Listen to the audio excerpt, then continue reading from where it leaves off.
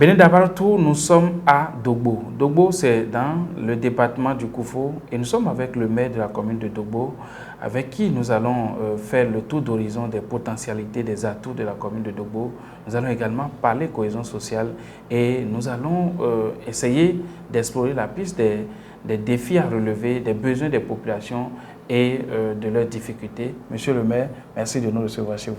Merci, monsieur le journaliste, et à toute l'équipe de Dabarou d'être chez nous aujourd'hui, à nouveau.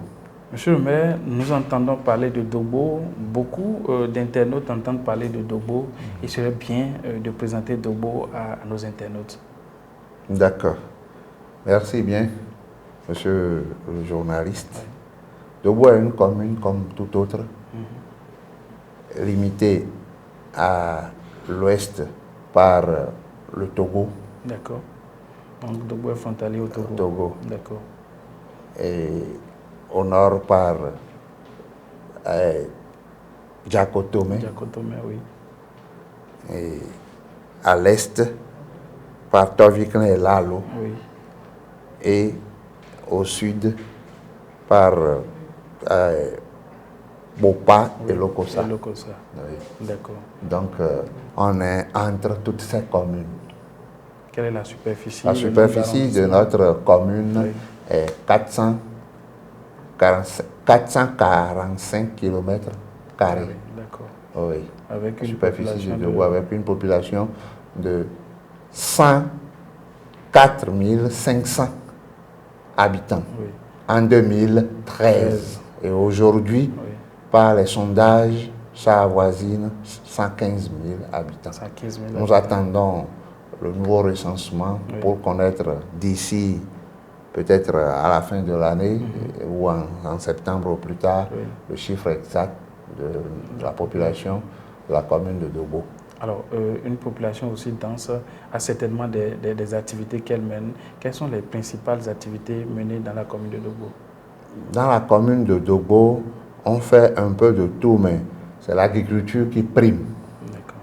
L'élevage aussi, des gros ruminants, des petits ruminants, et des volailles. Et aussi, à Dogbo, spécialement, on fait de bons sodabi. Ah oui. Donc, nous cultivons aussi des palmiers à huile, okay, pour la fabrication de sodabi. Et surtout aussi pour la transformation en huile rouge. Ah oui. Ah oui. Alors, ça fait plaisir de savoir. Et les bonnes dames, ça donne à l'activité de transformer le manioc en gari, oui, en tapioca spécial, où nous avons des associations ici, telles que Miale Bouni, qui font de gari spécial qu'elles envoient à l'extérieur même. Ah d'accord. Oui, il y a des garis de Dogbo qui sont exportés. Ah oui, ça c'est super.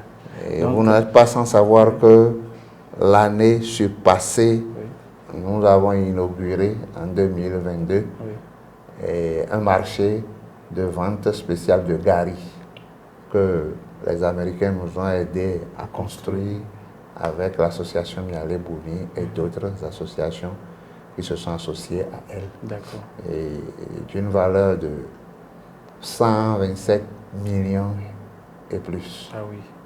Donc, Dogbo a un label en termes de gari. De gari et de tapioca. Et de tapioca. Oui. D'accord, monsieur le maire. Lorsque une commune est aussi dynamique, fait des produits, elle a besoin de paix pour pouvoir mener ses activités. Oui. Est-ce que la cohésion sociale est de mise dans la commune de Dogbo où il y a des problèmes qui mettent à mal la cohésion sociale? Vous savez, on parle de la cohésion sociale, ça dépend de quel côté vous tirez le drap. D'accord. Si la politique ne s'y mêle pas, les gens sont peinards chez eux. C'est quand on s'approche des élections ou bien les partis veulent tirer leur drap de tous les côtés, oui, et que la cohésion sociale est un peu perturbée. C'est-à-dire chacun veut avoir le nombre de militants, oui, de son côté. Oui. Vous savez que ce qui trouble la nature, ce sont nos paroles. Ah oui, absolument. Ça dépend de comment tu veux aller chercher tes militants, ce que tu iras dire. Ah oui. Mais que ça ne trouble pas jusqu'au niveau où il y a du bruit, non, non, non. Les mésententes, non. Sinon, à Dogbo, c'est un milieu très calme. Chacun se lève, il s'évacue à ses activités. D'autres font ce qu'ils doivent faire pour manger. Personne ne donne à manger à son prochain, donc tout le monde cherche à manger et paisiblement. D'accord. Ils sont des gens laborieux, soucieux de l'avenir de leurs enfants et d'eux-mêmes. Du coup, tu es obligé de respecter et la loi et les autres pour pouvoir mieux vivre. Alors, monsieur le maire, quels sont les défis auxquels la commune de Dogbo est confrontée? Quels sont les besoins des populations, les problèmes des populations? Je n'avais pas terminé de présenter la commune.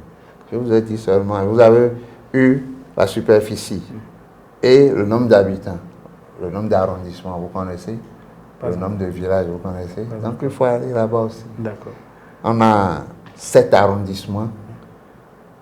L'arrondissement de Tota, l'arrondissement de Dayomi, l'arrondissement de Deve, l'arrondissement de Totiani, l'arrondissement de Monton, l'arrondissement de Madre et l'arrondissement de Lokogohwe.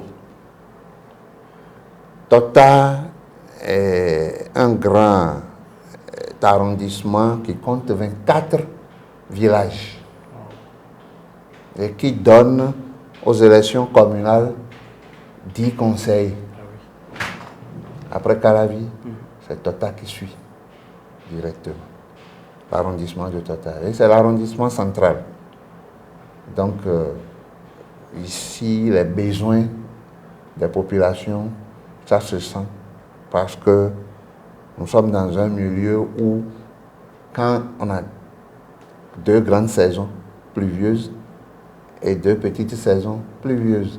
Et quand il pleut, tout ce que vous avez fait comme travaux, en mettant les pistes en état de praticabilité, l'eau ramasse le sable. Et vous devez reprendre l'année prochaine. Sinon, vous aurez les cris des populations. Donc ça, là, dans tous les arrondissements, on en a besoin.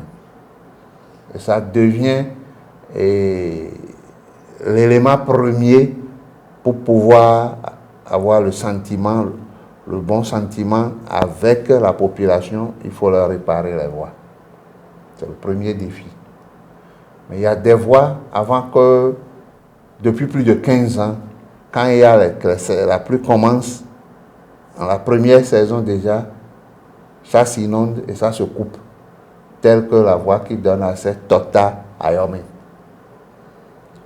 Dans même Tota, là, si vous voulez aller à Douba, Romé, mais on est en train de mettre des digues, de mettre de sable pour pouvoir réellement pallier à ça. Mais nous demandons au gouvernement de nous déclasser ces voies pour qu'on ait la paix, sinon ce qui nous envoie pour d'autres travaux, nous mettons cela dans ces travaux de piste et finalement les autres défis restent sans sous.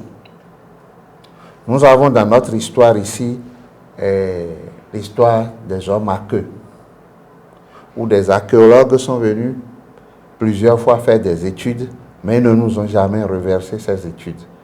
Maintenant, nous-mêmes, on a mis dans le budget pour commander des études de faisabilité et de mise à jour de ce milieu historique qui pourrait nous ramener de l'argent par le tourisme. Et on fera les études, on va confier au gouvernement pour qu'il, précisément au ministère de la Culture, pour qu'il s'engage avec nous à donner solution à ce problème. Aussi, les défis que nous avons, il y a l'électricité et l'eau. L'électricité, premièrement, il y a plusieurs villages qui n'ont pas d'électricité. Remercions le gouvernement. Il y a au moins un projet Presse Ready qui est venu pallier au moins à 25% les problèmes d'électricité. Mais il y a un autre projet très géant de plus de 120 milliards pour tout le Bénin, dans lequel plusieurs villages sont pris en compte pour que le problème d'électricité dans nos villages soit conjugué au passé. Je remercie le chef de l'État pour ses idées et pour sa préoccupation de résoudre le problème d'énergie dans ce pays. Donc, on ne peut que remercier le gouvernement pour tout ce qu'il est en train de faire dans notre pays en général. Parce que l'affaire d'électricité, moi j'ai commencé par travailler en 97 quand il y avait des stages. Oui. Je suis revenu de l'extérieur fraîchement, un ingénieur, et on nous a recrutés pour faire cela des stages. Des fois, on faisait même 12 heures de temps sans électricité et 12 heures avec électricité par le passé. Et on a commencé au temps de Kérékou. On n'a pas pu donner grande solution. On a pris les groupes électrogènes. Mais Kérékou a eu à faire quelque chose qu'il faut saluer. Kérékou au moins avait fait la connexion de tout le nord avec le Togo. Oui. Et les groupes électrogènes, on les a déclassés. Oui. Et aujourd'hui, une grande partie du nord est électrifiée. C'est tant de Kérékou que c'est fait. Mais c'était fait par le président de la BOAD d'alors, Yaïboni. Oui. Il faut reconnaître les choses. D'accord. Mais au temps de Yaïboni, oui, déjà la connexion y était. Il était déjà. D'accord. Monsieur le maire, oui, je suis un peu curieux et je veux qu'on revienne en arrière. Oui. Vous avez parlé d'homme à queue. Je veux bien comprendre cette partie. Je suis sûr que les internautes m'en voudront si je ne vous pose pas beaucoup plus de questions par rapport exactement. À cette histoire. Et on parle d'homme à queue à Dogbo. C'était une réalité au temps de nos ancêtres. Bon, on dit ancêtres en de vieux temps, oui, oui, où ceux-là étaient des forgerons. Et ils vivaient dans les tunnels. Ils ont creusé eux-mêmes des tunnels 7 km, 3 km pour atteindre des marchés où ils iront vendre leurs roues, tout ce qui était fabriqué. Arrivé à un moment, quand ils viennent dans le marché, ils s'asseyent, ils ne se lèvent plus jusqu'au soir complètement, la nuit. Et quand ils se lèvent, ils n'attendent personne. Ils rentrent directement chez eux. Qu'est-ce qu'ils mangent? Comment ils sont? La curiosité des gens a commencé par dépasser les limites, on va dire. Ils commencent par dépasser et les gens se disaient, mais ceux-là, ils se nourrissent de quoi? Qui ils sont? Si on les suit, ils rentrent dans un trou, eux tous, et vous voyez qu'il y a l'obscurité dedans, mais des fois, vous entendez parler des gens et lumière à d'autres endroits, et ils ferment tout. Ils ont commencé par vouloir comprendre ce qui se passe là-bas, dans la brousse, mais quand quelqu'un rentre dans un trou, tu ne peux plus comprendre ce qu'il fait. Ils ont dit, d'accord, là où ils vendent là, on va rester là et fouiller voir ce qu'ils sont. C'est là, ils les guettaient, et quand ils se lèvent, il y a la queue. Okay. Ils mettent la queue dans leur pantalon, d'abord ils se lèvent, ils enlèvent le pantalon, ils ajustent, et ils ont même des vélos qu'ils ont fabriqués eux-mêmes en ce moment, oui, et ils pilotaient. Donc, les gens ont constaté qu'il y a des trous, des petits trous à l'endroit là. Quand ils arrivent, ils mettent la queue dedans et ils s'asseyent, ils font autour d'eux quelque chose que vous n'allez pas constater ce qui se passe. Les gens sont partis mettre de l'huile rouge dans les trous et ça a attiré les fourmis maillantes. Ils sont rentrés dans les trous un jour. Et ils sont venus dans le marché, ils ne pouvaient pas rester. Les fourmis les gênaient dans les queues, oui, oui, et ils se sont levés, ils ont couru, ils sont partis. Donc quand ils sont allés dans leur tunnel, là où ils sont partis, personne ne peut dire qu'ils sont allés à tel endroit ou ceci, cela. Mais curieusement, les scories, c'est-à-dire les tas de fer chauffés, laissés et tout ça là, c'est là en grand tas. C'est toujours là. C'est toujours là. Dans quelle localité de Dogbo? à Gondoudji, on appelle là-bas Gondoudji, ça fait 3 km de la ville. Oui. C'est dans le Tota Centre. D'accord. Il y avait, paix à son âme, le professeur Chichi Toussaint, qui avait amené des archéologues à faire les recherches qu'ils ont fait. Il doit avoir... Et quand même, c'est un résultat. Lui, il est professeur d'université, oui. C'est dans le domaine de l'université qu'ils sont venus explorer. Donc, il doit avoir... ils ont un résultat qui est avec eux. Mais Chichi nous a fauchés et les projets sont restés comme ça. L'ancien maire, en ce moment où quand on envoie les FADEC non affectés, on pourrait prendre et faire ce qu'on peut faire. Lui, il a dit, bon, nous allons ressusciter les tunnels. Ils ont fait jusqu'à 1 km et quelques où les gens venaient rentrer dedans voir. Oui, moi-même, je suis rentré dedans plusieurs fois. En ce moment, moi, j'étais conseiller. C'est aussi grand, aussi... non, vous rentrez... Moi, je peux rester courbé, mais vous, là, vous allez passer. Vous allez marcher. Moi, je fais 1m94. Ah oui. Donc, debout comme ça, c'est difficile dedans. Oui. Et aussi, il y a les serpents qui ont habité les lieux et tout. On a peur de continuer. D'accord. Merci beaucoup, monsieur le maire. C'est vraiment intéressant. J'aime de telles histoires. C'est une réalité. C'est une réalité, bon, aujourd'hui, qui relève de l'histoire et qui mérite d'être mis à la disposition de tout le monde. Et c'est très important de valoriser ce patrimoine historique qui relève du patrimoine historique de la commune de Dogbo. Monsieur le maire, c'est la fin de cet entretien. Votre mot de la fin. Le gouvernement a réfléchi de pallier une fois pour de bon les problèmes d'eau que nous avons, d'eau potable que nous avons dans nos communes. Oui. Ça, je remercie à nouveau le chef de l'État. Sa vision était noble et correcte, mais les utilisateurs ont tout mélangé.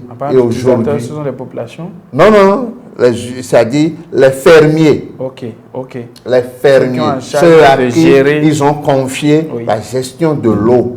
Depuis 1er décembre 2022, aucune commune n'a plus la gestion de l'eau potable. Oui, au Bénin. On leur a remis.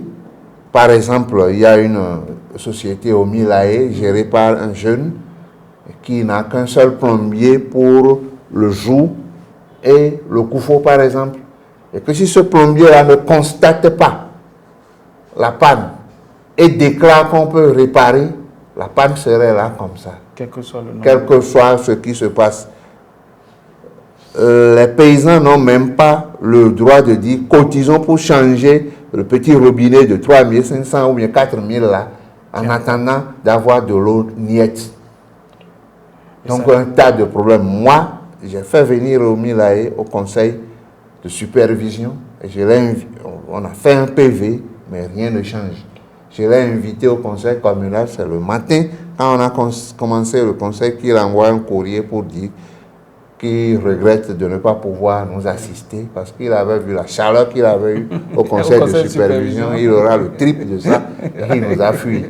Non, mais on ne peut pas comprendre que l'eau serait un problème qui n'était pas un problème pour certaines personnes.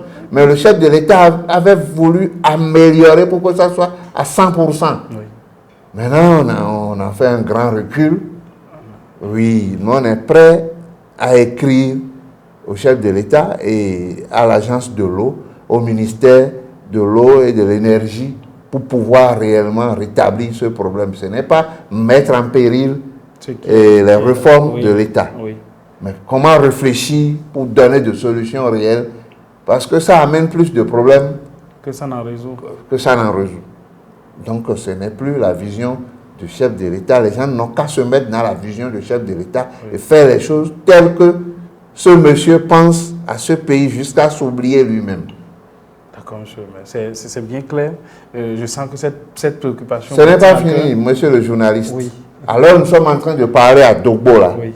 L'eau de la Soneb, nous n'en avons pas dans la grande ville de Dogbo. Ce n'est plus au niveau des fermiers seuls. Non, la Soneb. On a notre station de pompage. Oui. Là-bas, ils disent qu'il y a baisse de tension. Depuis 2 semaines, on est sans eau Ils ne font rien, tu passes par là, tu ne les vois même pas. Tu les appelles, ils n'aiment même pas décrocher.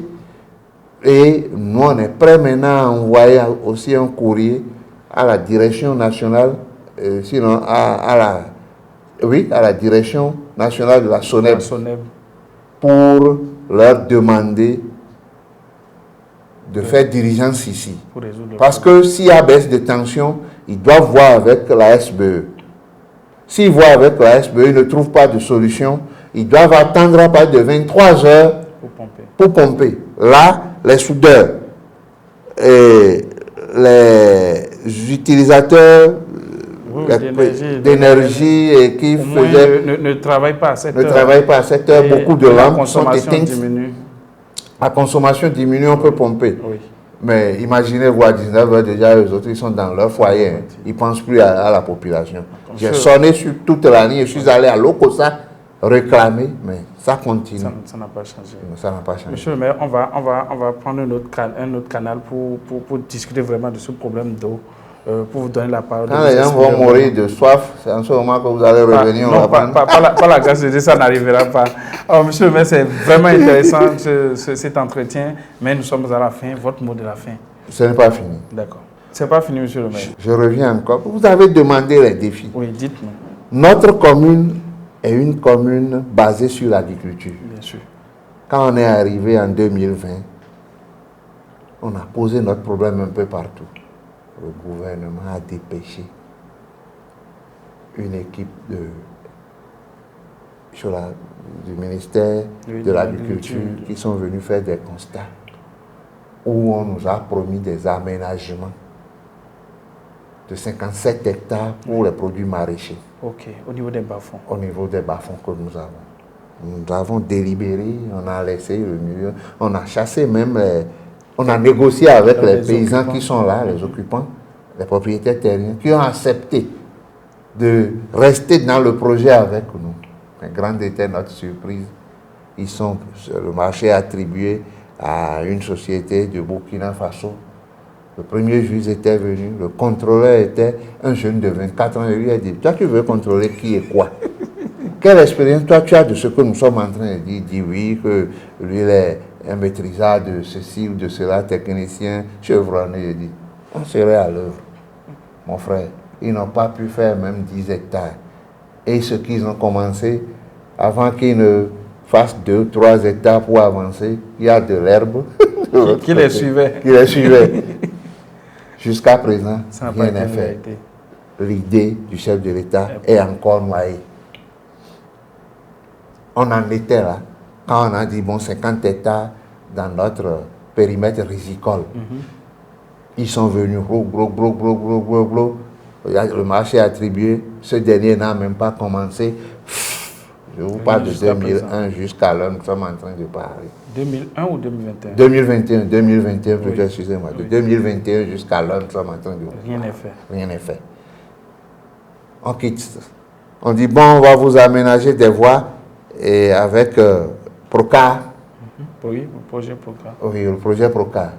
Depuis 2 ans, on est là-dessus. Il n'y a pas un seul piquet qui est mis. La mairie ne peut plus prendre en compte ces voies parce que c'est bien déclaré, les choses-là. Et les gens souffrent.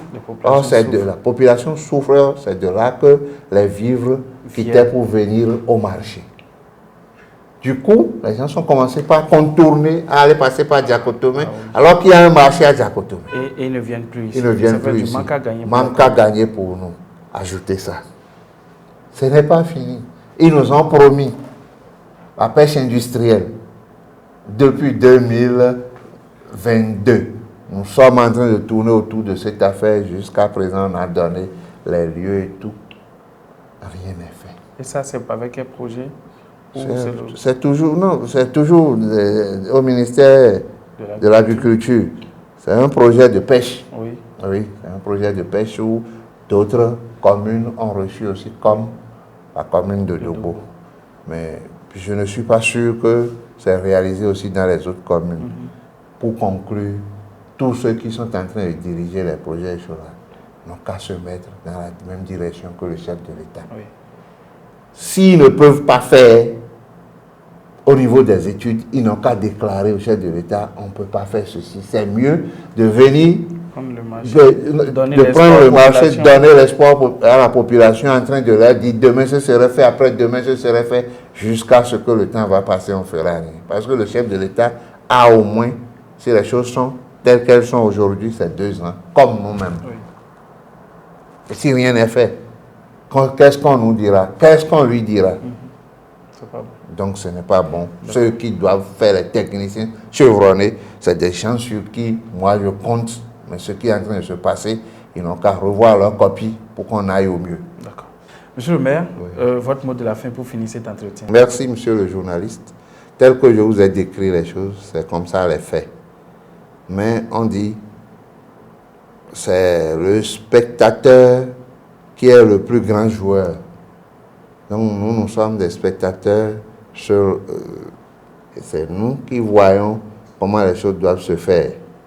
Mais ceux qui doivent le faire, les difficultés qu'ils ont, qui se rapprochent du chef de l'État pour demander à nouveau conseil ou ce qu'ils doivent faire parce qu'ils sont des techniciens chevronnés, que je sais qu'au Bénin on a des techniciens. Tout ce que nous produisons, c'est ça que les gens viennent chercher ici pour aller faire chez eux. Donc d'essayer aussi que ce que les gens font chez eux, comme Burkina, on amène de la tomate ici, là, qu'ils fassent tout possible pour que les projets de Padma et les aménagements réussissent, pour qu'on ait des produits ici aussi. Et autant de contre-saisons. Ce ne serait plus Burkina qui va nous faire nourrir, et ce serait le Bénin, pourquoi pas Dogbo. Donc, de ne pas se fâcher, mais qu'on leur demande de nous faire nécessairement tout ce qui est promis avant 2026. Je les remercie à nouveau. Merci, monsieur le maire. Mesdames et messieurs, chers internautes, vous aurez compris que monsieur le maire a à cœur le développement de sa commune. Il a en tête tous les projets et programmes qui ont été promis à sa commune et qui n'évoluent pas. Et il a exposé. Il souhaite que ces projets soient repris et soient exécutés pour le grand bonheur des populations. Il est convaincu de ce que le chef de l'État a une très bonne vision de développement pour les communes et il a instruit la réalisation de ces projets qui malheureusement traînent.